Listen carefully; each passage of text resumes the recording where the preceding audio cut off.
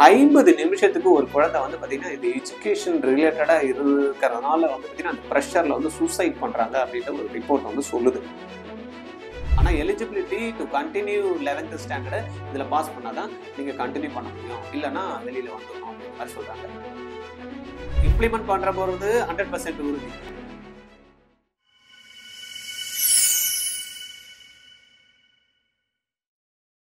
வணக்கம், உங்கள் Govindaraj RGR academy சார்பாக உங்ககிட்ட பேசிட்டு இருக்கேன்.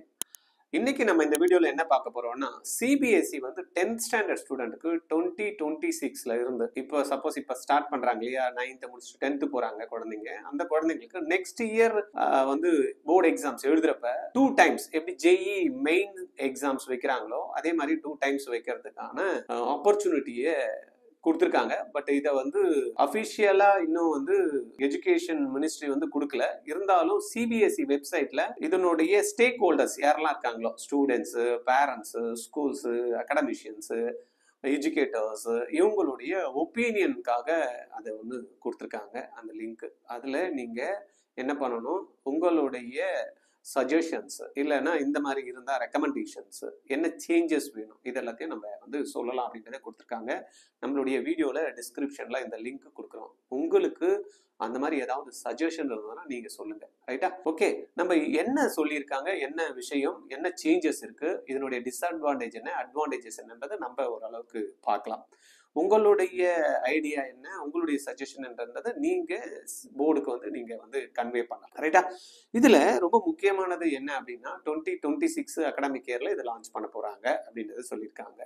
ரெண்டாவது, இந்த போர்டு எக்ஸாம்ஸ் வரப்ப இப்ப நம்ம 1 time தான் எழுதுறோம் இல்லையா, அதை வந்து பாத்தீங்கன்னா 2 வாட்டி கொடுக்குறாங்க. எதுக்கு 2 வாட்டி கொடுக்குறாங்க அப்படின்னா, மெயினா குழந்தைங்க வந்து எக்ஸாமினேஷன்ல வந்து 50 நிமிஷத்துக்கு ஒரு குழந்தை வந்து பாத்தீங்கன்னா இந்த எஜுகேஷன் ரிலேட்டடா இருக்கிறதுனால வந்து பாத்தீங்கன்னா அந்த ப்ரெஷர்ல வந்து சூசைட் பண்றாங்க அப்படின்ற ஒரு ரிப்போர்ட் வந்து சொல்லுது. அதுல இருந்து கொஞ்சம் ஸ்ட்ரெஸ்ஸை வந்து ஃப்ரீ பண்ணி கொடுக்கணும் குழந்தைங்கள அப்படின்ற மாதிரி என்ன பண்ணியிருக்காங்க அப்படின்னா, எக்ஸாம்ல ஒரு வாட்டி எழுதிட்டு மார்க் வரலன்னா கூட பரவாயில்ல, 2வது எக்ஸாம்ல நீங்க எழுதிக்கலாம் அப்படின்ற ஆப்ஷன்ஸை கொடுக்கணும் அப்படின்றதுக்காக பண்ணியிருக்காங்க. சப்போஸ் இந்த எக்ஸாம்ஸ் எப்படி நடக்கும்னா, இப்போ நம்மளுக்கு எப்படி பிப்ரவரி மார்ச்ல எக்ஸாம்ஸ் 10th ஸ்டாண்டர்ட் நடக்குதோ அதே மாதிரி நடக்கும். ஆனா இப்போ வந்து பாத்தீங்கன்னா கிட்டத்தட்ட ஒரு 30-32 நாள்ல நடக்கிற எக்ஸாம் வந்து பாத்தீங்கன்னா அவங்க 16-15 நாள்ல அந்த ஃபர்ஸ்ட்டுக்கான எக்ஸாம்ஸ் முடிக்கிறாங்க. இதுல வந்து ஃபர்ஸ்ட்ல கம்பார்ட்மெண்ட் 1 அப்படின்னு 5 பேப்பர் கொடுக்குறாங்க. அதுல ஹிந்தி, தென் வந்து பாத்தீங்கன்னா social science, then science, English and வந்து பாத்தீங்கன்னா மேத்தமெட்டிக்ஸ். இந்த 5 பேப்பர். இது இங்கிலீஷ்ன்றது எனி 5 சப்ஜெக்ட் கொடுத்துருக்காங்க. அதனால நிறைய பேருக்கு வந்து அப்ஜெக்ட் பண்றாங்க, ஏன்னா ஹிந்தி வந்து கம்பல்சரியா 5 சப்ஜெக்ட் வச்சிருவாங்க. செகண்ட்ல வந்து கம்பார்ட்மெண்ட்ல வந்து பாத்தீங்கன்னா லாங்குவேஜஸ் வச்சிருக்காங்க, இன்டர்நேஷனல் லாங்குவேஜஸும் இருக்கு, தென் நம்மளுடைய இந்தியாவில் இருக்கக்கூடிய லாங்குவேஜஸும் வச்சிருக்காங்க. 3வது வந்து பார்த்தீங்கன்னா பிஸ்னஸ் சம்பந்தமாக இருக்கக்கூடிய ஸ்டடீஸ், தென் வந்து இந்த டான்ஸ் அந்த மாதிரிலாம் இருக்கு இல்லையா, அதை வந்து 3 கம்பார்ட்மெண்ட்டாக பிரித்து இந்த எக்ஸாம்ஸை வந்து பண்ணுறாங்க. அப்போ இந்த குழந்தைங்க வந்து என்ன சொல்கிறாங்க அப்படின்னா, செப்டம்பர்லேயே வந்து டீட்டெயில் வந்து சிபிஎஸ்இ போர்டுக்கு அந்த ஸ்கூல் அனுப்பிச்சிருவாங்க, யாரெல்லாம் இந்த எக்ஸாம்ஸ் எழுத போகிறாங்க அப்படின்ட்டு. அந்த மாதிரி எழுதி அனுப்புறப்போ அந்த டைம்லயே செப்டம்பர்லயே வந்து பாத்தீங்கன்னா அந்த குழந்தை 2 எக்ஸாம்ஸும் எழுத போறேன் அப்படின்னு கன்சர்ன் கொடுத்தாதான் 2 எக்ஸாம்ஸும் எழுதுறதுக்கும் பர்மிஷன் கொடுப்பேன் அப்படின்றத அதுல கொடுத்துருக்காங்க. நான் பர்மிஷன் கொடுக்காம நான் 1 time தான் எழுத போறேன்னா செகண்ட் எக்ஸாம்ஸ்க்கு எலிஜிபிள் இல்லை. 1. ரெண்டாவது, அந்த எக்ஸாம்ல என்ன சொல்றாங்கன்னா, ஃபர்ஸ்ட் எக்ஸாம்ஸ்ல வந்து இப்போ ஒரே நாள்ல வந்து இன்னைக்கு மேக்ஸ் நடக்குது, எனக்கு நான் மேக்ஸ் நடக்குது, நாளைக்கு நான் அந்த மேக்ஸ் பேப்பரை எழுத போறேன் அப்படின்னா கூட ஆப்ஷன்ஸ் தருவோம் அப்படின்றாங்க. இது எப்படி இன்னைக்கு எழுதின பேப்பர் நாளைக்கும் ஒரு குழந்தை வந்து எழுதுனா அப்போ பேப்பர் லீக் அவுட் ஆயிடுமே, அப்போ மற்றவங்களுக்கு அந்த குழந்தை வந்து சொல்றதுக்கான வாய்ப்புகள் இருக்குமே, அந்த பேப்பரை பார்த்துட்டு மறுநாள் அதே பண்ணிட்டாங்கன்னா என்ன பண்றது அப்படின்னா, கொஸ்டின் பேப்பரை வந்து வெளியில கொடுக்க மாட்டாங்க அப்படின்ற மாதிரி ஒரு ரூல் ஒன்று சொல்லியிருக்காங்க. இது எந்த அளவுக்கு சாத்தியப்படும், இந்த எந்த அளவுக்கு வந்து பக்காவா இருக்கும் தெரியல. ஏன்னா எழுதிட்டு வர குழந்தை வெளியில சொல்றது கூட வாய்ப்புகள் நிறைய இருக்கு. அது என்னன்றத ஒரு என்னுடைய ஆங்கிள் நம்ம பார்த்தது. உங்களுடைய ஆங்கிள் இது பாசிட்டிவா இருக்கு அப்படின்னா நீங்க கொடுக்கலாம். என்ன டேட்ல நம்ம எடுக்கலாம் அப்படின்னா நம்மளுக்கு ஆப்ஷன்ஸ் வந்து கொடுப்பாங்க அப்படின்ற மாதிரி சொல்லியிருக்காங்க.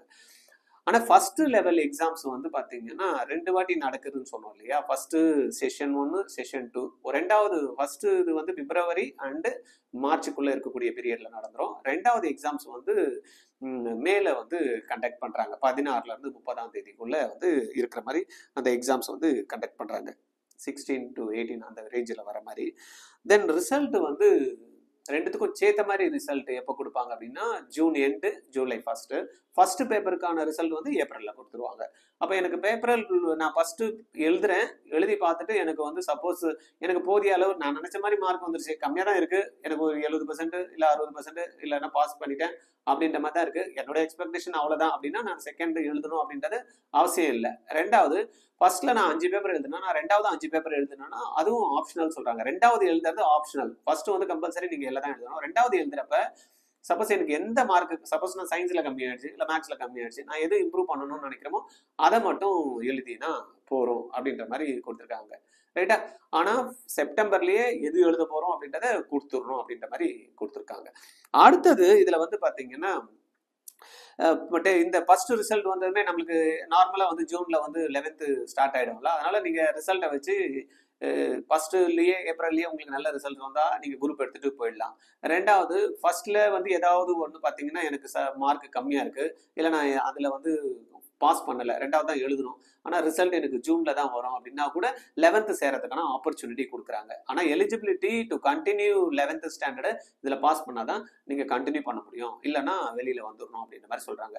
அப்போ ஒரு ஸ்கூல்ல ஜாயின் பண்ணதுக்கு அப்புறமா நான் திருப்பி வெளியில வந்தா அது இன்னும் கூட வந்து பாதிப்பு ஜாஸ்தியாக தான் இருக்கும், இன்னும் மன உறுத்தத்தை ஜாஸ்தியாக இருக்கும். ஏன்னா ஒரு குழந்தை கூட சேர்ந்து 11th ஸ்டாண்டர்ட் படிக்கிற குழந்தைக்கு அங்கே ரிசல்ட் ரெண்டாவது ரிசல்ட் வரப்ப அதை கண்டினியூ பண்ண முடியாமல் போயிடுச்சுன்னா ரொம்ப சிரமம். ஏன்னா செப்டம்பர்ல அகைன் எக்ஸாம் கிடையாது, அகைன் அடுத்த வருஷமும் எப்போ வரும் எக்ஸாம்ஸ், பிப்ரவரி மார்ச் அண்டு மேல தான் அந்த எக்ஸாம்ஸ் வரும். இப்போ இருக்கிற மாதிரி திருப்பி கம்பார்ட்மெண்ட் எக்ஸாம்ஸ் வந்து செகண்ட்ல வந்து செப்டம்பர்ல இப்போ கிடையாது. ரைட்டா? அது வந்து சொல்லியிருக்காங்க.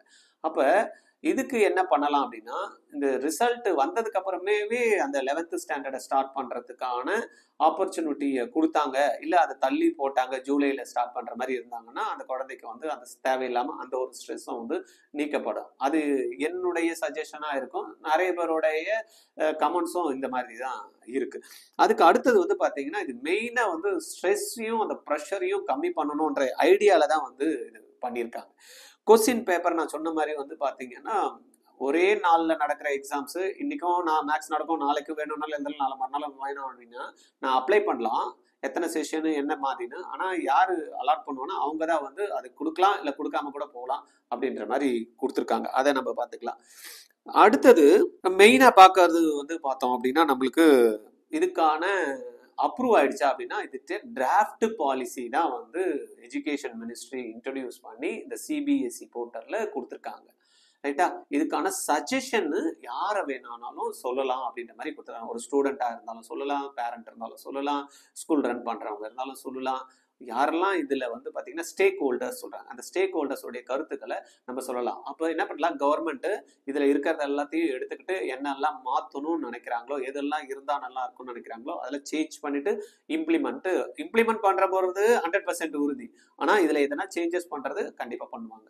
அதே போல இதுல லாங்குவேஜஸ்ல வந்து பாத்தீங்கன்னா, இப்போ இந்த டிராஃப்ட் ரிலீஸ் பண்ணதுமே நிறைய லாங்குவேஜ் இல்லாம போயிடுச்சு. கேரளா இல்ல, பஞ்சாபி இல்ல, அதுபோல தமிழ் இல்லையா அப்படின்ற மாதிரிலாம் தமிழ்லாம் இல்லாம இருக்க விட மாட்டாங்க. ஏன்னா இப்பயே ஏற்கனவே தமிழ்நாடு கொந்தளிச்சிட்டு இருக்கு, தமிழை வந்து இது பண்றீங்களா அப்படின்ட்டு. அதனால அந்த டிராஃப்ட்ல வந்து பாத்தீங்கன்னா தமிழ் கொடுத்துருக்காங்க.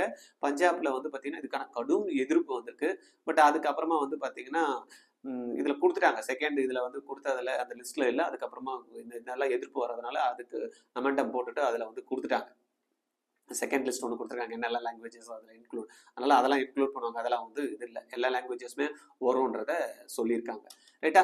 இந்த மெயின் வந்து இந்த 10th ஸ்டாண்டர்ட் வந்து அந்த குழந்தைங்களோட ஸ்ட்ரெஸ்ஸையும் ப்ரெஷரையும் கம்மி பண்ணி கொடுக்கும். ரெண்டாவது, எனக்கு மார்க் கம்மி ஆயிடுச்சுன்னா அந்த குழந்தை வருத்தப்படாம திரும்பி இன்னொரு எக்ஸாம்ஸ் எழுதி அடுத்த மார்க்கை இம்ப்ரூவ் பண்றதுக்கும் அந்த குழந்தைக்கான ஆப்ஷன்ஸ் கொடுக்காங்க. இது ரெண்டுத்துல எது பெஸ்ட் ஸ்கோரோ, எப்படி ஜெஇ மெயினுக்கு வந்து இப்போ கொடுத்துருக்காங்களோ, எது பெஸ்ட் ஸ்கோர் எடுத்துப்பாங்களோ அந்த மாதிரி பெஸ்ட் ஸ்கோரை வந்து எடுத்துக்கிட்டு நம்மளுக்கு வந்து ரிசல்ட்ஸ் வந்து கொடுப்பாங்க. ஃபர்ஸ்ட் ரிசல்ட் வரப்ப வந்து மார்க் ஷீட் கொடுக்க மாட்டாங்க, அது டிஜி லாக்கர்ல கொடுத்துருவாங்க. 2 ரிசல்ட்டும் வரப்ப தான் அதுக்கப்புறமா நம்மளுக்கு வந்து கம்ப்ளீட் ஆன அந்த மார்க் ஷீட்ஸ் வந்து இஷ்யூ பண்ணுவாங்க அப்படின்ற மாதிரி கொடுத்துருக்காங்க. பாருங்க, இதை பார்த்துட்டு இருப்பீங்க நிறைய பேர், உங்களுடைய சஜஷன் இருக்கும், உங்களுடைய ஒப்பீனியன்ஸ் இருக்கும், உங்களுக்கு இது அட்வான்டேஜ் இது மாதிரி இருக்குன்னு, இதெல்லாம் டிஸ்அட்வான்டேஜ் இருக்கு, இதெல்லாம் சேஞ்ச் பண்ணா நல்லா இருக்கும் அப்படின்னு யாரெல்லாம் நினைக்கிறீங்களோ, நம்ம டிஸ்கிரிப்ஷன்ல வந்து லிங்க் கொடுத்துருக்கோம். இந்த லிங்க் வந்து சிபிஎஸ்இ போர்ட்டல்ல இருக்கு. இந்த லிங்க் நம்ம இதுலயும் கொடுத்துருக்கோம். இதை கிளிக் பண்ணி டைரக்டா நீங்க என்ன பண்ணலாம், சஜஷன் இருந்தாலும் சரி, உங்களுடைய அட்வான்டேஜஸ் இது சேஞ்ச் பண்ணா எது இருக்குமோ நீங்க உங்களுடைய கருத்துக்களை தெரிவிங்க. இது எல்லாத்தையும் எடுத்துக்கிட்டு அதுக்கப்புறமா எஜுகேஷன் மினிஸ்ட்ரி என்ன பண்ணும் அப்படின்னா இதுக்கான